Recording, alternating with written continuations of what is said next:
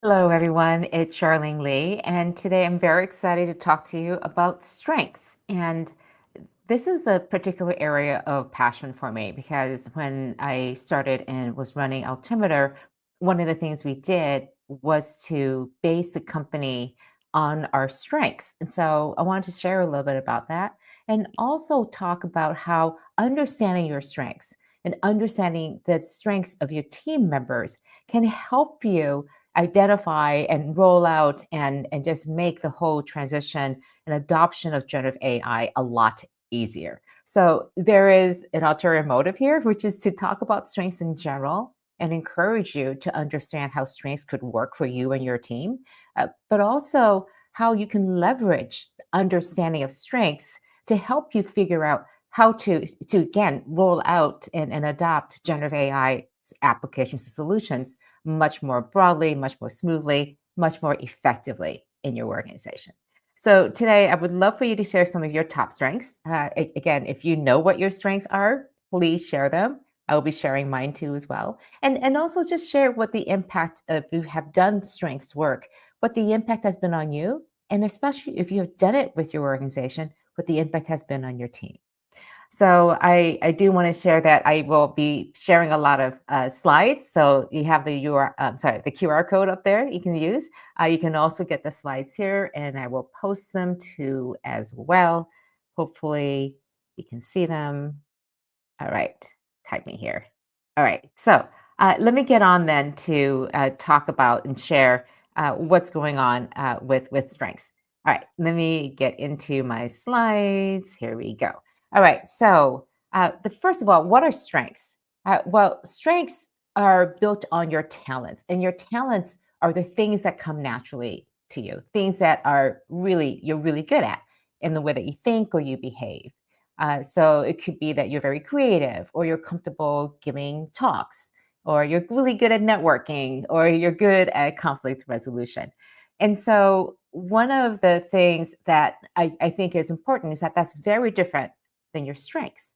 And so, strengths are these talents that you originally have, the things that you already know how to do well, but they're developed, they're honed, they are again made into a strength through acquisition of knowledge and practice.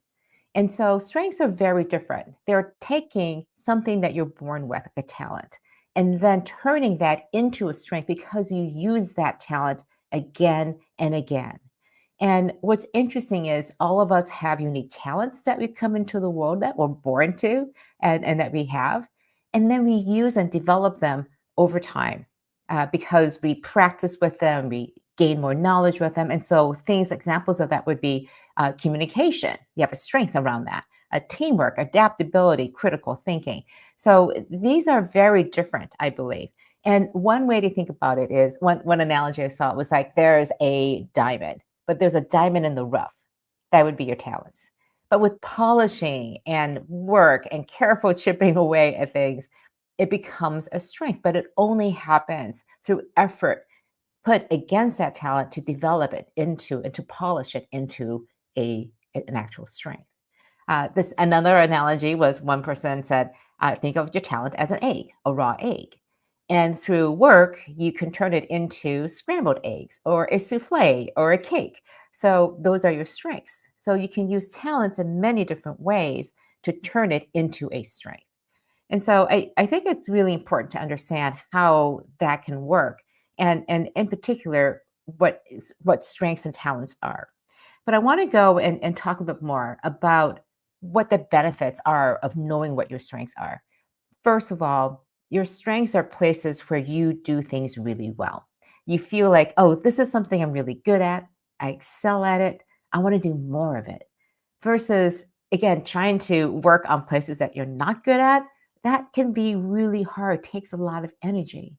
Versus when you're working on areas that tap into your strengths, it comes easily. It just feels like it's not even working. And what that does, it leads to improved performance, engagement, and motivation. There's so many reasons why it's so much helpful, so helpful. And so I think in many ways, this is where we especially can use strengths when we're facing challenges, when we're hitting roadblocks. And these are places where we lean into our strengths, and that creates more resilience. So we know that we can face these challenges successfully if we know how to leverage our strengths. And in particular, it's also places where we can shore up our weaknesses. And that all leads to just better mental well-being. It leads to greater job satisfaction. We have seen tons of research by Clifton. By the way, I'll put up this banner where you can learn more about strengths. And that is at thegallup.com/Clifton Strengths. So that's a great resource in learning more about strengths. And the great thing about this is that if you have a strong sense of what your strengths are, you're running towards them, using them, and that just leads to better well-being. And also, if you're using them consistently in your job, then it leads to greater job satisfaction. And so it was one of the things we wanted to focus on at Altimeter, which is that instead of, in our development reviews, well, these are the things you're really good at, these are the things you're not good at, you got to shore up your weaknesses. Instead, but we'd say these are the things you're really good at, and these are your weaknesses. So use your strengths to compensate for the weaknesses. Or even better off, find somebody on the team who has strengths where your weaknesses are and partner, because then you're both leveraging your strengths. And I think that is a key component here is that when you understand what your strengths are and you understand everybody else's strengths, it becomes a collaborative space where everyone is firing at all cylinders and working really well together. So just want to give you an idea what these strengths look like. Let me see if I can make this super big. I think you can read that. All right, great. So knowing what the strengths are, they tend to fall into four big categories: executing, influencing, relationship building, and strategic thinking. And people tend to have strengths in multiple categories. They tend not to have strengths only in one category. What was interesting, the most common strength in looking at this research is achiever. So there are a lot of people who have the strength in executing, and they like to achieve, they like to get things done, cross things off the checklist. And the one that is the least common is command, actually. The ability to stand up and basically take control of things and run things when that's needed. They feel really comfortable stepping into that role. So I thought I'd just share with you what my strengths are. Again, I've taken this strengths a couple of times, so it consistently is these top five. And that my top one is actually a maximizer. And they fall into two very specific areas: strategic thinking and influencing. And for those of you who know me and follow me, this makes a lot of sense. I am thinking very strategically. I'm constantly ideating new ideas. I'm a researcher, so it's really easy for me to get a huge amount of information, and it doesn't faze me. I love plowing through lots of reports and data. Like, give it to me more. 'Cause I just love digging into that. So that's why I'm a researcher. And then on the influencing side, my personal purpose is to catalyze transformation to maximize human potential. And that maximizing was such a revelation to me because it helped me understand that I'm trying to maximize whatever is the opportunity in front of me. And that includes people. And then the activator is I like to start things. But the weakness that I have is actually in the achiever side. So it's really important for me to have, for example, when I was hiring a COO for the company, that they be really strong in the executing side and also really strong in the relationship building side. Because while I enjoy relationship building, it wasn't as strong as my other strengths. So I really wanted a person who could really complement my strengths. We had some overlap, but again, was really looking for somebody who could really help me with that. And Shannon was a great partner in that, doing that for me. And so the reason I share all of this is that because when it comes to understanding strengths, it's really important to start with your own and to understand how it shows up, how you feel when you're leaning into them, and also when you're not able to use them. And so I have found that being able to understand my strengths and constantly have them where I don't always remember what they are. So sometimes I forget. I have them sitting there in various places on my desk to remind me these are my strengths. Use them as much as you can. So I think this is something that's really important to have and understand. All right. All right. So I just have this one comment from Jay. What about the impact of hidden or undiscovered strengths? Our institutions are apt at herding strengths into known silence capability. And it's opened the door to realizing new and undiscovered strengths. Jay, we're going to go right into that next because I think it is so important for us to understand, again, what the strengths are and not to assume that we know what they are. And that's why I think assessment tests like the Clifton Strengths test is so important. A book called Strengths Finders with Tom Rath is another good, easy way. You get the book, Kindle or paperback, hardcover, and you can get a code to take the test. It's included with the book, and it has a great reference to explain what all these things are. And the reason why I think, Jay, it's so important to understand these strengths is that often organizations assume they know what the strengths are, and they pigeonhole people into these particular roles. And then you feel like you get stuck because it may or may not be congruent with your strengths. And a job and a task are not necessarily linked to the strengths. There are some that require, for example, being very detail oriented. Having that achiever could be really important for in financial spaces and achiever. But if you're looking at the more strategic aspects of financial planning, that may require different skills. So even within departments, even inside of roles, there are different strengths that come to bear depending on what it is that you're working on. And that brings me to my next point, and that is it's so important to understand how to use strengths with teams. So it's one thing to identify individual strengths of each person, and then to add your own observations from working with them to reinforce, oh, I see the strength and it's really good. So here's a map of how one organization, I'll make this as big as I can, and again, those four areas of executing, influencing, relationship building, and strategic thinking. And then you map out how many people have those particular strengths. And again, you could also have it by person, and they have listed their top five strengths. And one of the things we did as an organization was to do this. We, across the board, went and had everyone do the testing. It was something we asked people to do even while they were going through the hiring process. So they could understand their strengths, and then they could find examples and talk about how they use their strengths in their past jobs. And we could ask and say, well, we could see your role and your strengths really matching in these ways. So it helped us even through the hiring process to identify these strengths. And it helped them a lot too, as well. So mapping out the strengths of your teams, understanding where they are is a really important part. As an example, I'll point out this one strength called woo. It's under influencing. It's in that yellow area, and it's the very last one. It is a very rare area. And the whole thing is that you are able to get others to really understand you and to hold on, let me just find it again because it was such a great example. Woo is winning others over. That's what it was. And it describes people who are outgoing, enjoy meeting new people, and are good at building rapport. And we had this one person on the team whose biggest strength was woo. And we said, absolutely, that is your strength. And so while he was someone fairly junior in the organization, we really put him front and center when we were having events, when we were going out and meeting people or recruiting people or even talking to clients. We put him front and center because people just fell in love with him. And so we love tapping into that strength. He loved leaning into that and taking on that role when we really needed it. And even internally, when we needed to gather people together and create a sense of belonging and inclusion, he would step up into that role and win everyone over to a new way of thinking.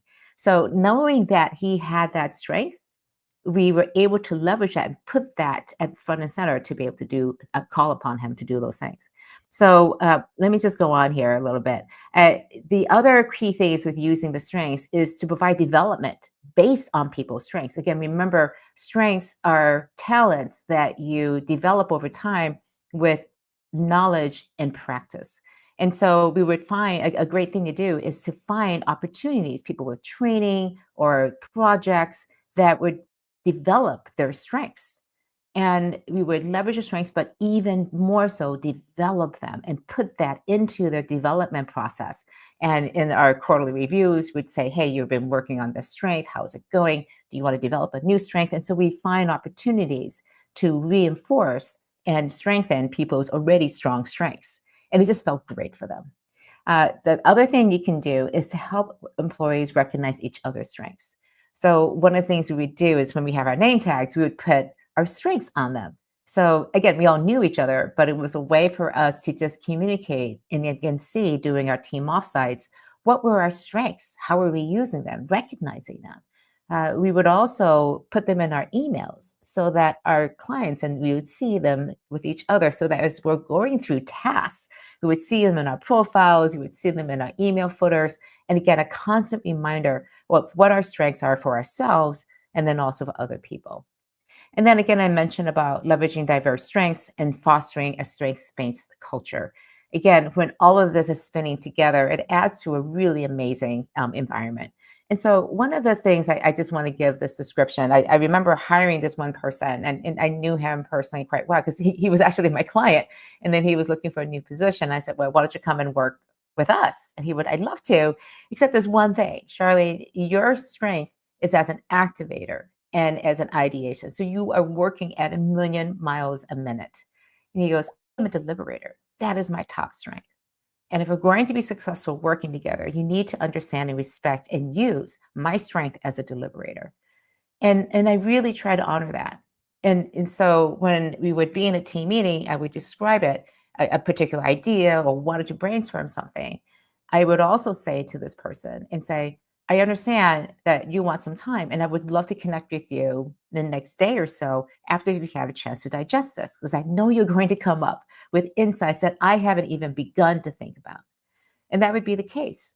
And it was again an understanding and acknowledgement that he had this incredible strength that was not a strength of mine, and that frankly no one else in the organization had this. So we really leaned to it. We called out his strength and said, we really need that deliberative strength of yours right now for this particular issue. So putting together your teams, understanding and recognizing that people have different strengths is a really important thing to do. All right, I'm just checking to see if we have any other. Okay, great. We're going to go into this next. So we're going to talk about how we use AI and how you use strengths to work with AI. Again, and Lynn has a great little anecdote here. Before cell phones, I could remember a lot of phone numbers, but not anymore. With ease of getting answers via AI, how do we maintain critical thinking strengths? And that's a great point, Lynn. It's sort of like with phone numbers or map reading. And the thing that I think about is that this is very different from, again, strengths are these sort of innate things that you can do. And then there are certain tasks that you do that are different from strengths. And Jay has a great point here. Curious, how do you distinguish between strengths from capabilities? And I would say, again, capabilities and skills are things that you can do, like remembering phone numbers, like reading maps. And those skills and capabilities may not necessarily be as important and needed in a world of AI. Now, I am an emergency prepper. I live in San Francisco. So I have these backpacks with maps in them because if all hell breaks loose and we have an emergency here, GPS is going to be down and we're going to need to navigate. And so reading maps is a really important skill.